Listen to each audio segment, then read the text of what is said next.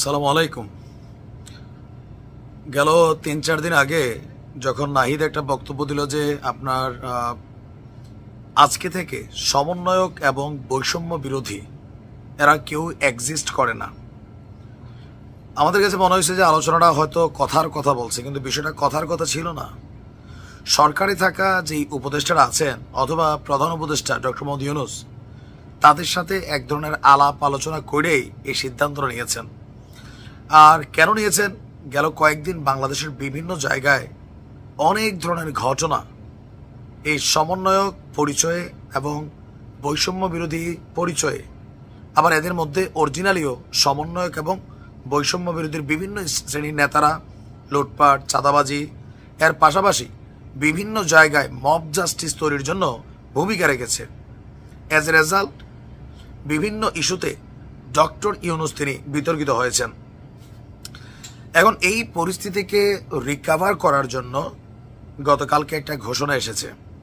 সরকারের খুবই প্রভাবশালী একজন ব্যক্তিত্ব মাহফুজ, মাস্টার মাইন্ড মাহফুজ, এই মুহূর্তে তিনি তথ্য উপদেষ্টা। তিনার এই বক্তব্যকে আমি আপাতত সাধুবাদ জানাই, কারণ দেশকে স্থিতিশীল করতে হলে এরকম কঠোর সিদ্ধান্ত দরকার। সারা বাংলাদেশে যতগুলো জায়গায় মবের ঘটনা ঘটে 90% ক্ষেত্রে সমন্বয়ক বৈষম্য বিরোধীরা কানেক্টেড, এর পাশাপাশি রাজনৈতিক দলগুলোর মধ্যেও অনেকে কানেক্টেড। তবে এবার সবার পায়ে শিকল পরিয়ে দিচ্ছে সরকার, কড়া অ্যাকশনের ঘোষণা। মব জাস্টিসের বিরুদ্ধে সরকার প্রধান এবং সরকার কঠোর অবস্থান নিয়েছে। আর তথ্য উপদেষ্টা মাহফুজ বলছে, এখন থেকে কেউ যদি মব জাস্টিস বা বিশৃঙ্খলা সৃষ্টি করে তাহলে আর কোনো রক্ষা নাই। যেইখানে মব জাস্টিস ঘটাবে আইন শৃঙ্খলা বাহিনী সেখান থেকে এই মবকারীদেরকে গ্রেপ্তার করবে। এছাড়া যে কোনো জায়গায় মবের ঘটনা ঘটলে আপনার কি বলা হয় যে ভিডিও ফুটেজ দেখে দেখেও এদেরকে কিন্তু এখন থেকে গ্রেপ্তার করা হবে।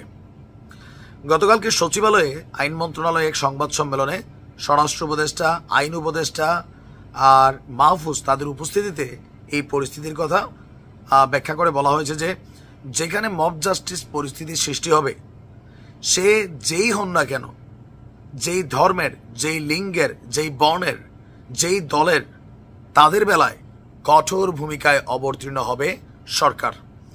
কারণ এই মুহূর্তে সরকারের বক্তব্য আইন হচ্ছে অন্ধ, যে অপরাধী হন তার জাতপাত বর্ণ দেখা হবে না, লিঙ্গ দেখা হবে না, নারী কি পুরুষ, যিনি মব জাস্টিস করুন না কেন, ধর্মীয় হোক নিধার্মিক হোক, তাকে আইনের আওতায় আনতে আজকে সরকার কঠোর সিদ্ধান্ত নিয়েছে। এবং প্রধান উপদেষ্টার উপস্থিতিতেই এই সিদ্ধান্ত এসেছে যে সামনে থেকে মব জাস্টিস পরিস্থিতি তৈরি হলে থানা ঘেরাও থেকে শুরু করে যে কোনো ধরনের নৈরাজ্যকর পরিস্থিতি সৃষ্টি হলে আমরা কঠোর ভূমিকা রাখব। গ্রেপ্তার থেকে শুরু করে যথাযথ আইনি ব্যবস্থা সেখানে নেওয়া হবে। আর এই ব্যাপারে সকল স্টেক হোল্ডারদেরকেও সরকারের পক্ষ থেকে বার্তা দেওয়া হয়েছে। আমি মনে করি এটা খুবই গুরুত্বপূর্ণ। মেইন কারণ কি, গেল 3 দিন আগে এক ফাত্রা অর্ণব উন্নাছাড়া বেরিয়েতের সাথে ছবি তোলা সেই ফাত্রা অর্ণব, সে যখন ঢাকা ইউনিভার্সিটির একটা মেয়ের সাথে বদমাইশি করলো, তাকে মুক্ত করার জন্য একদল উগ্রবাদী দাঁড়িয়ে আছে ঠিকই, টুপি আছে, পাঞ্জাবি আছে, ইসলামকে কলঙ্কিত করে এরা। সারাটা দিন বৈশা বৈশা ফেসবুকে রিলস চায়, ওই অমুক চায় তমুক চায়, আবার আইসা এরকম একজনের পাগড়ি পরাই দেয়। এই যে বদমাইশ টাইপের যেগুলো আছে এরা কিন্তু ইসলামকে কলঙ্কিত করে। প্রকৃতি ইসলামের শিক্ষা এগুলো না, আমরা বুঝতে হবে। হাইপার মেন্টালিটির ধার্মিক হলে ঝামেলা। তো এরকম যারা আছে থানার ভিতরে চলে যায়, থানা ঘেরাও করে ফেলে।